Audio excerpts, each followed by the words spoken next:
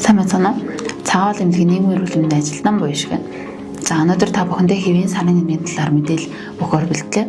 За сарын нэмгийн хэвийн ирж байгаа эсгийг үнэлэх дөрвөн шалгуур үзүүлэлт байдаг. За нэгт нь сарын нэмгийн мөчлөг. Сарын нэмгийн мөчлөг гэдэг нь болохоор нэг сарын тэмдэг ирж эхэлсэн өдрөөс дараагийн сарын тэмдэг эхлэх ирэх эхний өдөр хүртэлх зайг сарын нэмгийн мөчлөг гэж байгаа. Сарын нэмгийн мөчлөг нь 24-өөс 38 хоног байвал хэвийн гэж үздэг. За хоёрт нь сарын тэмдгийн алдагдал. За сарын тэмдгийн алдагдал нь болохоор 21 нас хүртэл хүний тарих бүрэн хөгжиж амжаагүй байдаг учраас сарын тэмдэг нь 9 хоногоор алдагдаж байвал хэвийн гэж үзнэ. 21-ээс 45 наснд 7 хоногоор алдагдаж байвал бас хэвийн гэж үздэг. За гуравт нь болохоор сарын тэмдгийн хэмжээ. За сарын тэмдгийн нийт ирж байгаа цусны хэмжээг 80 мл-ээс доош байх ёстой гэж үздэг.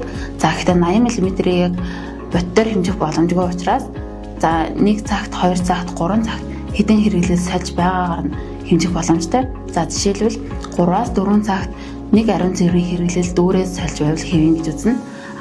1-ээс 2 цагт нэг ариун цэврийн хэрэглэл дүүрээс сольж байвал таны сарын тэмдэг их ирж байна гэж үзнэ. Дөрөвт нь сарын тэмдгийн үргэлжлэх хугацаа. Сарын тэмдгийн үргэлжлэх хугацааг 8 хоног байвал хэвийн гэж үзнэ.